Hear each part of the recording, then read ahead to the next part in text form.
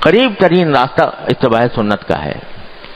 حضرت عارفی قدس اللہ تعالیٰ سے روح، جن کی یہ کتاب ہے، وہ ہم سے فرمایا کرتے تھے کہ بھائی میں نے یہ اس لیے لکھی ہے کتاب کہ اس کو پڑھو، یہ ایک ڈائری ہے کہ جس کے ذریعے یہ دیکھو کہ اس میں کیا لکھا ہے، کیا طریقہ رسول کریم صلی اللہ علیہ وسلم کا بیان ہوا ہے، اور پھر اپنا جائزہ لیتے رہو میں کیسا کر رہا ہوں۔ جہاں فرق معلوم ہو تو اس نیت سے کہ میں نبی کریم صلی اللہ علیہ وسلم کی سنت کی اتباع کروں، اس نیت سے پڑھ کر اس کو اپنی زندگی میں اپناؤں۔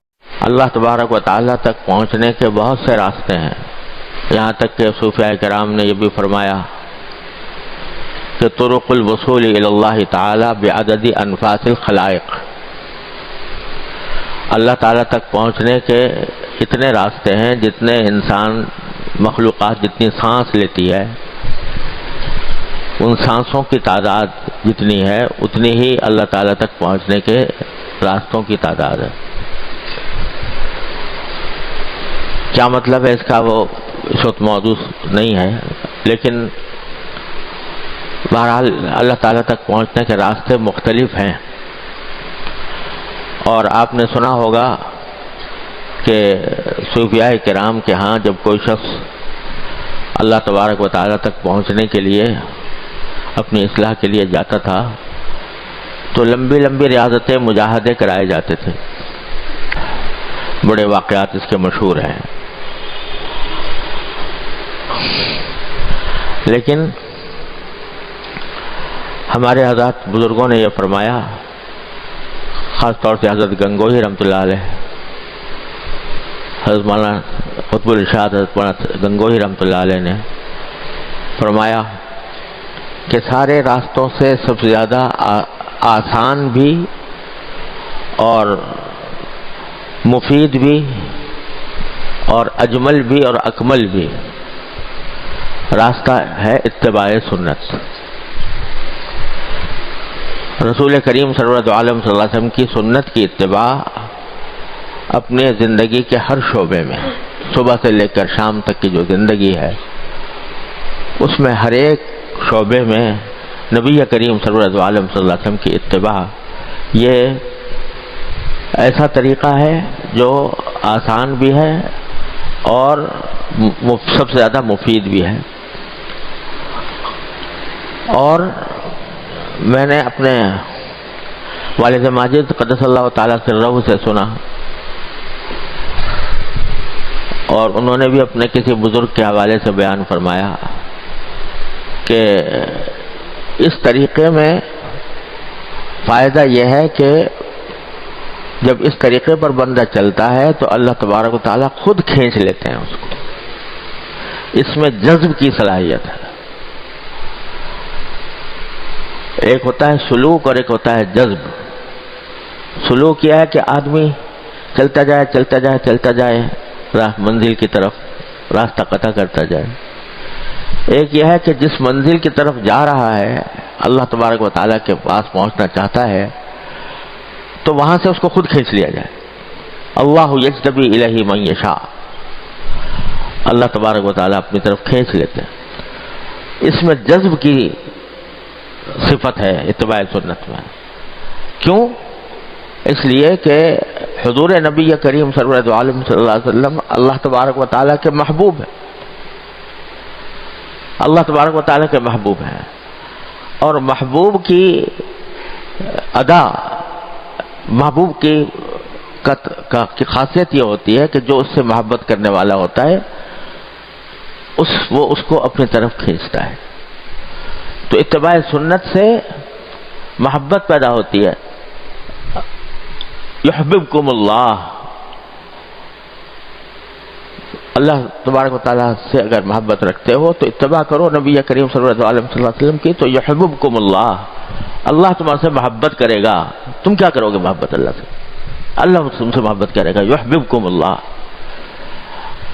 تو جب اللہ محبت کرے گا تو محبت کرے گا تو اپنے پاس نہیں بلائے گا۔ ہونا تو یہ چاہیے کہ ہم محب ہوں وہ محبوب ہو، ہم محبت کرنے والے ہوں وہ محبوب ہو، لیکن اتباع سنت کے نتیجے میں وہ محب بن جاتے ہیں، ہم محبوب بن جاتے ہیں.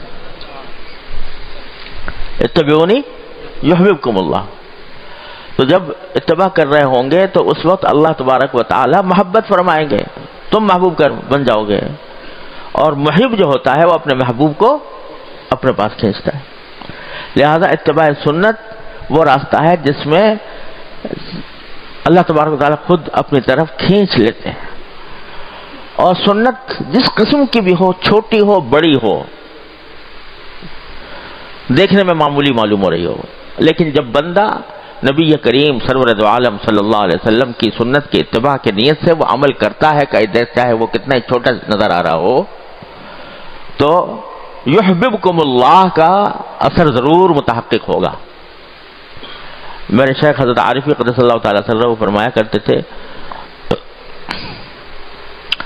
کہ جس وقت تم فرض کرو بیت الخلاء میں داخل ہو رہے ہو اور اللہم انی اعوذ بک من الخبث والخبائث جو سنت ہے وہ دعا پڑھ کر اور پھر بایاں پاؤں اندر پہلے رکھ رہے ہو، اس لیے کہ سنت یہ ہے کہ بایاں پاؤں پہلے رکھا جائے.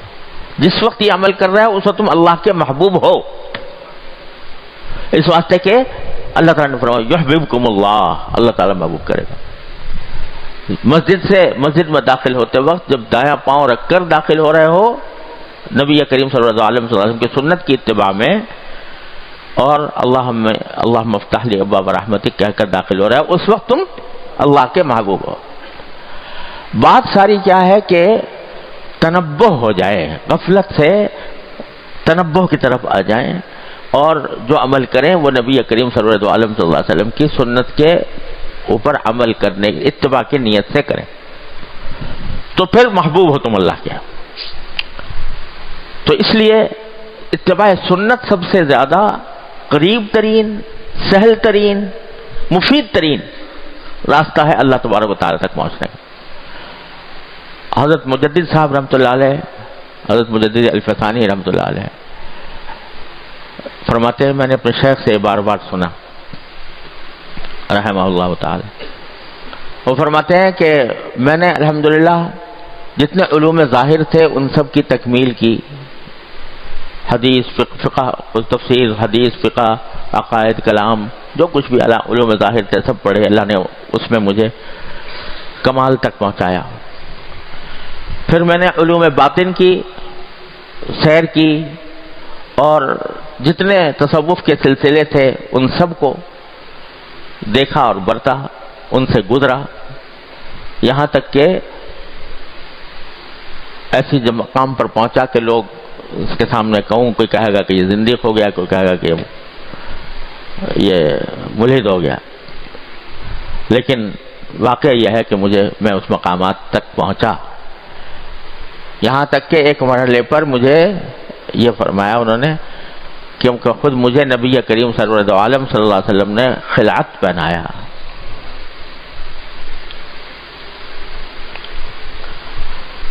اللہ عالم کس طرح پہنایا ہم کیا سمجھ سکتے ہیں، کیا جان سکتے ہیں. یہ سارے مقامات اور سارے مقامات کی سیر کرنے کے بعد، سب کچھ دیکھنے کے بعد، سب کا تجربہ کرنے کے بعد میں ایک دعا کرتا ہوں، اس دعا پر جو آمین کہے گا انشاءاللہ اس کی بھی مغفرت ہو جائے گی. وہ دعا یہ کرتا ہوں کہ اللہ مجھے اتباع سنت کی زندگی عطا فرما، آمین. یا اللہ مجھے اتباع سنت ہی پر زندہ رکھ، آمین. اے اللہ مجھے اتباع سنت ہی پر مجھے موت عطا فرما، آمین.